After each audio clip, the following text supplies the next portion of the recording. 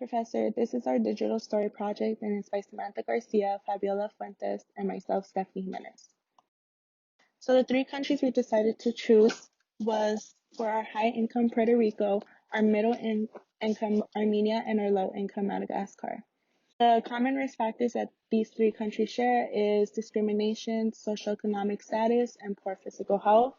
And the common protective factors they share are family relationships, culture/traditions, and school engagement. So for the first country, Puerto Rico, this is a high-income country off the coast of Florida, which the language mainly spoken is Spanish and also some English. The average lifespan is 80 years of age, and the infant/mortality rate is 5.1 deaths per 1,000 births. The education in Puerto Rico is not the best, and it's actually showed that rates of attendance have declined by 2,000 children, and this can be because of the risk factors that this country has. So our first child we have is Benito, who is a 15-year-old bisexual male. He has his mother, Maria, who's 43 years old, and his father, Juan, who's 45, who have been married for 19 years. Benito also has an older brother who's 18 and a younger sister who is 13, and they live in a low-income area in San Juan, Puerto Rico, which they're not super poor, but they live paycheck to paycheck, and they're still considered low income. Benito's mom works as a cashier at a grocery store, and his father works as a security guard.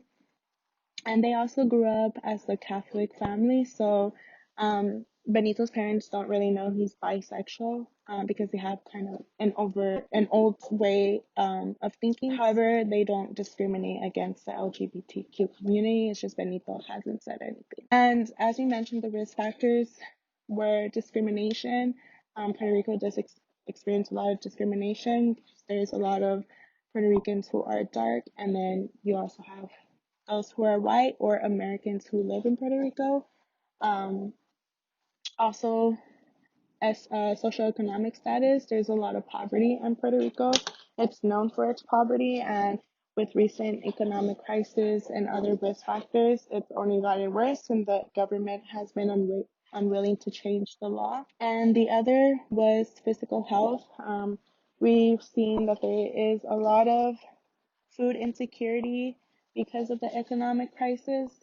So that leads to poor physical health, meaning a lot of malnutrition, diabetes, and obesity in a lot of the individuals. And you see especially malnutrition in children, which can affect their development, affect them emotionally, socially, and cognitively. Overall, there's a lot of poor health in this country. For the protective factors, there are positive parent-child relationships, and we know that having positive relationships with parents is beneficial for children's development. Culture and tradition.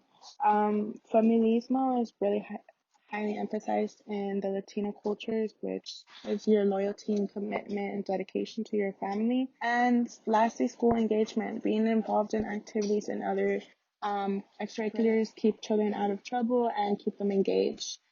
So for the unique risk factor for this country we have was natural disasters, and as we know, Puerto Rico was hit with Hurricane Maria in 2017, which destroyed like billions of homes, killed thousands of people, left them without electricity, water, food, and medicine supply. The protective factor is family roles and influences. We just know that acceptance, support, and comfort from parents will help children reduce the probability of suffering from psychiatric disorders like depression, anxiety, ADHD, and behavior disorder. Community resource, we have Hospital San Juan Capistrano, which is a private psychiatric center in San Juan, and it just offers detox, inpatient, and outpatient services to adolescents, adults, and seniors who are struggling with addiction and mental health issues. Country 2 is Armenia. It's a middle-income country. Language spoken is mainly Armenian, some Russian. The average lifespan is 75 years. Infant mortality rate is 10.5 out of 1,000 births. The first church in the world was actually built in Armenia. It's called Holy Eternity. An estimated 1.5 million Armenians were killed during the genocide. Child number 2 is named Miriam. She's a 10-year-old heterosexual. Her mother is Milena, a 35-year-old stay-at-home mom. Her father is Zavit, a 40-year-old mechanic. Her parents have been married for 10 years. She has 2 siblings, an 8-year-old brother and a 5-year-old sister. They attend the Armenian Apostolic Church and they're Christians. The whole family is crammed in 2 rooms and live in poverty. Both parents just graduated high school because the system is corrupt and they could not afford to go to college. The first risk factor is discrimination.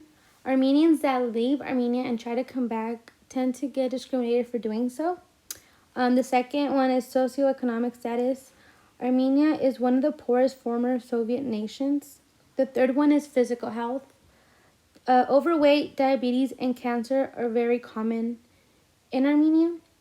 First protective factor is positive parent-child relationships. Armenians are friendly and kind people who respect elders, have a gentle attitude to children, and have strong family values. The second one is culture and traditions. Newborns are only introduced to close family and friends for the first 40 days in Armenia. The third one is school engagement. The first day of school is celebrated across Armenia every September 1st. Parents dress their children in their best clothes and walk them to school, guiding them to pursue their passion through education. The unique risk factor is Armenian genocide. The Armenian genocide was a systematic killing and deportation of Armenians during the World War I. It killed approximately between 600,000 and 1.5 million Armenians, and in the year of 2015, it was the 100th year anniversary of it. The unique protective factor is positive attitudes. Armenians keep communication simple and are open-hearted people. The community resource we have is UNICEF Armenia.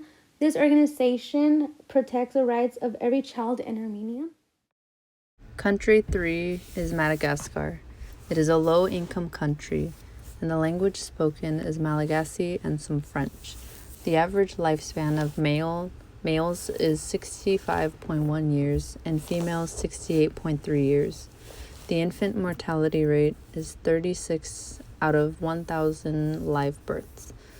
And for children under 5 years old, the mortality rate is 50.6 out of 1,000 live births.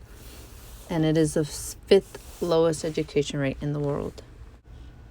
For the child, her name is JC. She is 6 years old and a female. Her father's name is Dadalehi. He is 41 years old, and the mother is Jasmina, who is 39 years old. The parents have been married for 20 years, and both parents sell boiled and grilled corn, fried corn, and nem, a type of egg roll. She has 2 older sisters, ages 15 and 11 years old, and the family lives in poverty.